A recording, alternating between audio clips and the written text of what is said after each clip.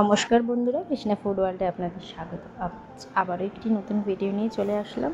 আজ বানিয়েছিলাম chicken patties. চলুন তাহলে জেনে নিই এই চিকেন প্যাটিসটা আমি বাড়িতে কীভাবে বানিয়েছিলাম ও কী কী দিয়ে বানিয়েছিলাম সেটাই আপনাদের সাথে শেয়ার করব। চলুন তাহলে রেসিপিটা শুরু করা যাক। চিকেন প্যাটিস করব বলে আমি কিন্তু 250 গ্রাম দেখুন মাংস নিয়ে নিয়েছি, একদম সলিড পিস যেটা সেটাই নিয়েছি, ধুয়ে পরিষ্কার করে নিয়েছি। আর আমি এটা কিন্তু 1 ঘন্টা লেবুর রস মাখিয়ে রেখেছিলাম, ভিনিগার ছিল না বলে আমি কিন্তু লেবুর রসটা মাখিয়ে রেখেছিলাম।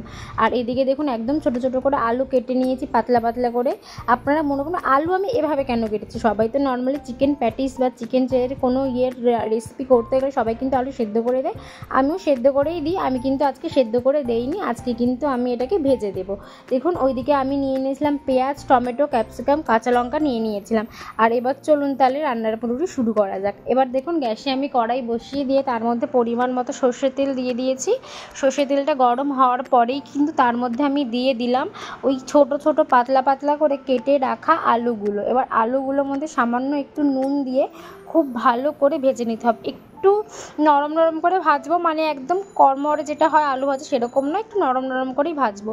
দেখুন আলুটা কিন্তু আমার ভাজা হয়ে গেছে, পুরো লাল লাল করে আলুটা কিন্তু আমি ভেজে নিয়েছি। এবার ভেজে কিন্তু আমি একটা পাত্রে আলুটা আলাদা করে তুলে রেখে দিই।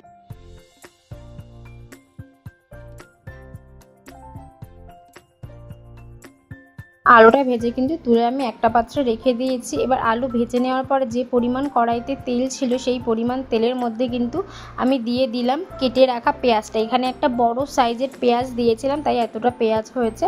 250 গ্রাম চিকেন হিসেবে কিন্তু এই পেঁয়াজের এক পরিমাণটা যথেষ্ট। পেঁয়াজটা যেই লাল লাল করে ভাজা হয়ে গেল তখন কিন্তু আমি দিয়ে দিলাম ওই একদম ছোট ছোট করে কেটে রাখা চিকেনটা। একদম সলিড পিসটা নেবেন, সে বেশি বেটার হবে। এই চিকেন প্যাটিস বলুন, চিকেন চপটপে যেটা হয় না, চিকেনটাকে এরকম কেটে দিলে একটু বেশি ভালো লাগে, কারণ চিকেনটা মুখে পড়ে। একদম পেস্ট করে দিলে কি বলুন তো, সব মশলার সাথে যেহেতু মিশে যায় তো তখন চিকেনের পরিমাণটা ঠিক মুখে পড়ে না, তখন অতটা আমাদের বাড়িতে কারোর ভালো লাগে না বলেই আমি চিকেনটা একদম ছোটো ছোটো করে কেটে দিই। এবার দেখুন চিকেনটা কালার চেঞ্জ হওয়া অবধি রেখে দিতে হবে। তার মধ্যে আমি দিয়ে দিলাম কাঁচা লঙ্কা। কাঁচা লঙ্কার পরেই দিয়ে দিয়েছি ছোটো চামচের 1 চামচ রসুন বাটা, আর দিয়েছি ছোটো চামচের 1 চামচ আদা বাটা। এখানে আজকে আর লঙ্কা বাটা ব্যবহার করিনি, যেহেতু অনেকটাই লঙ্কা কুচিয়ে দিয়েছি, সাথে গোলমরিচ গুঁড়ো দেবো, সে কারণে কিন্তু আজকে আর লঙ্কা বাটা এর মধ্যে ব্যবহার করলাম না। দেখুন যেই লঙ্কা বাটা আর আদা বাটাটা ভালোভাবে মিশে গেছে, একটু তেল বেরিয়ে গেছে, তখনই কিন্তু আমি দিয়ে দিলাম কেটে রাখা টমেটোটা। টমেটোটা দিয়ে খুব ভালো করে নাড়াচাড়া করে নিয়েছি। এবার দিয়ে দেবো এক এক করে সব গুঁড়ো মশলা।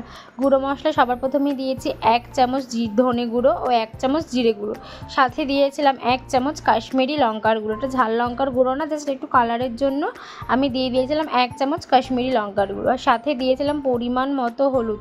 আর নুনটা আমি একটু পরেই দিয়ে দেবো, আগে দিয়েছিলাম সামান্য একটু, তাই এখন আর দেইনি, একটু পরেই দেবো। আর দিয়েছিলাম গোলমরিচ গুঁড়ো 1 চামচ, দিয়ে কিন্তু খুব ভালো করে দেখুন নাড়াচাড়া করে নিয়েছি। মশলাটা কিন্তু অলমোস্ট আমার কষা হয়ে এসছে, আর কিছুক্ষণ হবে। এবার আমি দিয়ে দেবো এর মধ্যে ভেজে রাখা আলুগুলো, যে আগে থেকে ভেজে রেখেছিলাম যে আলুগুলো, সেগুলো কিন্তু দিয়ে দিলাম।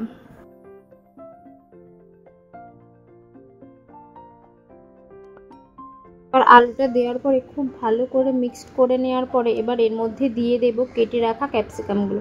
ক্যাপসিকাম দিয়ে বেশিক্ষণ ধরে কষাবো না, তাহলে ক্যাপসিকামটা নরম হয়ে যাবে। আমি চাই একটু ক্যাপসিকামটা যেন একটু সতেভাবে হয়, যেন একটু মুখে পড়লে যেন বোঝা যায়, সেরকম করে করব।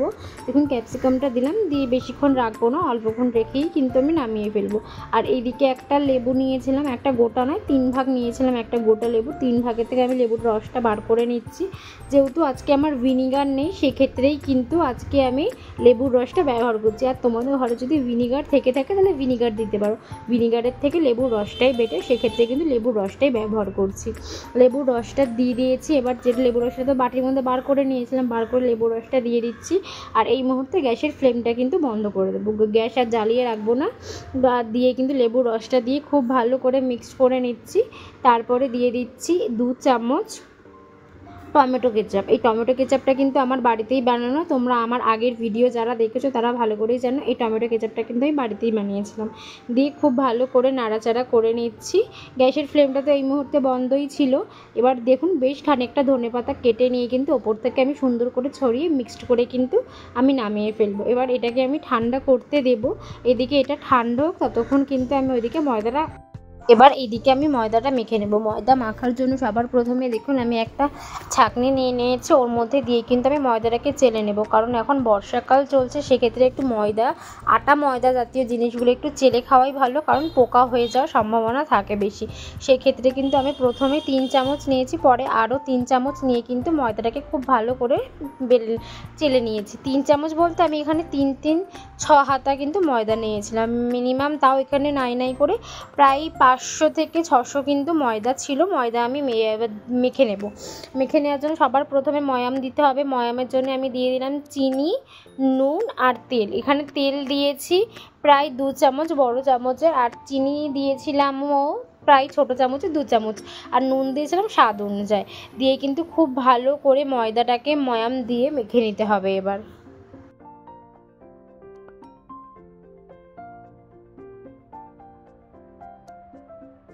ময়দাটা খুব সুন্দর ময়াম হয়ে গেছে, আমি হাত দিয়ে চেপে চেপে আপনাদেরকে দেখাচ্ছি, আপনারা দেখলেই বুঝতে পারবেন।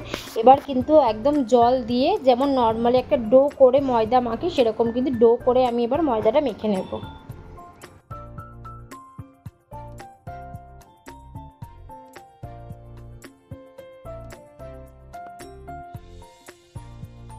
দেখুন আমার ময়দা মাখা কিন্তু একদম কমপ্লিট। এবার কিন্তু এর মধ্যে সামান্য একটু চারিদিকে ময়দাটার মধ্যে তেল মাখিয়ে মিনিমাম 10 মিনিট কিন্তু আমি ঢাকা দিয়ে রেখে দেবো।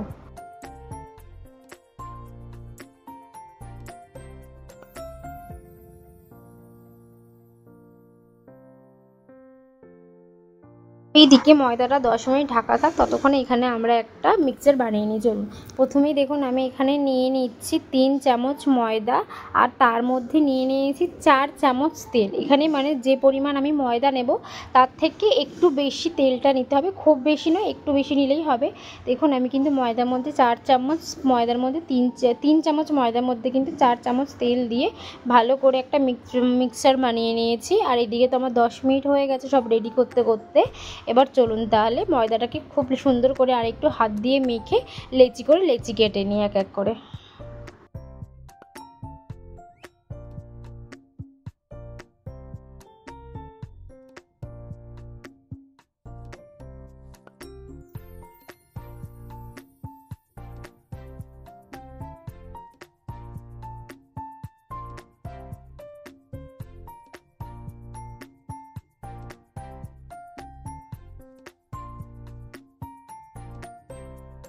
আমার তো সব কটা লেচি কাটা হয়ে গেছে। এবার কিন্তু আমি এক এক করে সব কটা লেচি পাকিয়েও নিয়েছি, একটু গোল করে নিয়েছি। এবার লেচি করে নেওয়ার পরে কিন্তু আমি নিয়ে নিচ্ছি একটা করে লেচি নিয়ে তার মধ্যে সামান্য একটু আটা নিয়ে নিয়েছি, আটা বা ময়দা যেটাই নেবেন, নিয়ে কিন্তু সেটাকে আমি খুব ভালো করে রুটি বেলার মতো, রুটি বা পরোটা যেরকম আমরা নর্মালি বেলি গোল গোল করে, সেরকম করে কিন্তু আমাদেরকে বেলে নিতে হবে।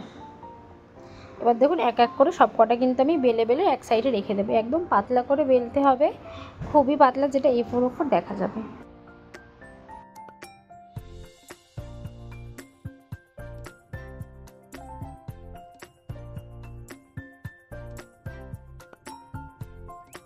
এক এক করে কিন্তু সব কটা আমার বেলা হয়ে গেছে। এবার কিন্তু আমি প্যাটিস যেভাবে করে সেভাবে কিন্তু আমি লেয়ারিংটা করে নেব।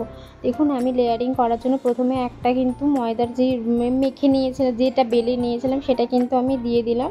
দেওয়ার পরে কিন্তু তার মধ্যে ওর যে ময়দা আর তেল দিয়ে যে আমি গ্রেভিটা বানিয়েছিলাম, সেটা কিন্তু ওপর থেকে আমি ভালো করে চারিদিকে লাগিয়ে নিচ্ছি। খুব ভালো করে লাগাতে হবে।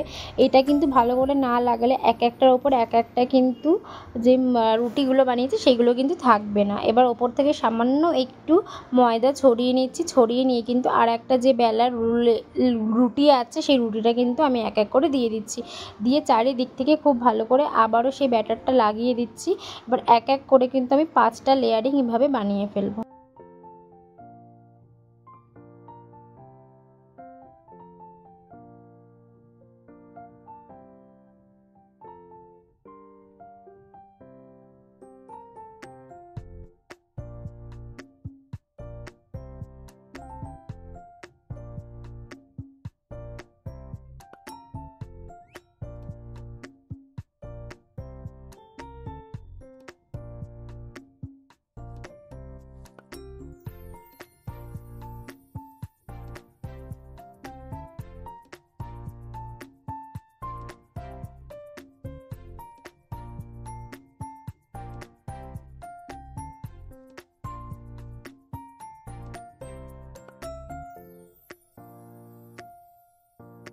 দেখো আমার লেয়ারিংটা তো করা কমপ্লিট হয়ে গেছে। এবার আমি লেয়ারিং করার পরে ওপর থেকে আরেকটু বেলে নিয়েছি, বেলে নিয়ে কিন্তু এবার চারদিক থেকে আমি 4 কোণা করে কেটে নেব। মানে এক্সট্রা যেগুলো আছে, যেহেতু গোল আছে, চারদিক থেকে একটু একটু করে কাটলেই কিন্তু 4 কোণা হয়ে যাবে। আমি কিন্তু চারদিক থেকে কেটে নিয়েছি, 3 দিক প্রথমেই কেটে নিয়েছি, তারপরে কিন্তু নিচের দিকটা আরেকটু কাটবো। দেখুন এই দিকটা একটু আটকা ছিল, সেটাই কেটে নিলাম। আর এবার নিচে থেকে আরেকটু মানে বুঝে কেটে নিচ্ছি। কেটে নিয়ে কিন্তু এবার কিন্তু আমি এই 4 কোণাটাকে 4 ভাগ করে নেবো। মানে 4 ভাগ করা মানে যে চারদিক থেকে যখন 4টে ভাগ হবে, সেরকম কিন্তু 4টে ভাগ আমি করে নিচ্ছি। দেখো 4টে ভাগ কিন্তু আমি করে নিয়েছি। করে থেকে 4টে রেখে দিয়ে 3টে রেখে দিয়েছি, আর একটা এরকম একটু ভালো করে বেলে নিলাম।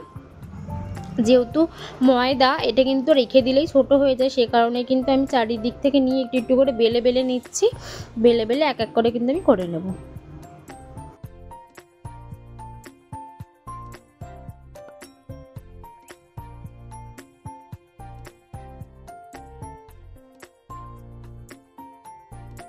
তো বেলা কমপ্লিট, একটু বেলে ভালো করে বড় করে নেওয়ার পরে ভেতরে একটুখানি দিয়ে দিলাম চিকেনের যে পুরটা বানিয়েছে, সেই পুরটা দিয়ে একটু 3 কোণাটা যে আমার 2টো কোণা বেরিয়েছে, 3টে মুখ বেরিয়েছে, সেই 3টে মুখই কিন্তু একটু ভালো করে করে চেপে চেপে দিয়েছি। দেখো চেপে চেপে দিলেই কিন্তু লেয়ারিংটা ভালো বেরোবে। এবার আস্তে আস্তে সব কটাই কিন্তু এভাবে আমি বানিয়ে নেবো। যেটা প্রথমেরটা যেভাবে বানালাম সে করেই কিন্তু এক এক করে সব কটা আমি বানিয়ে নিচ্ছি। দেখো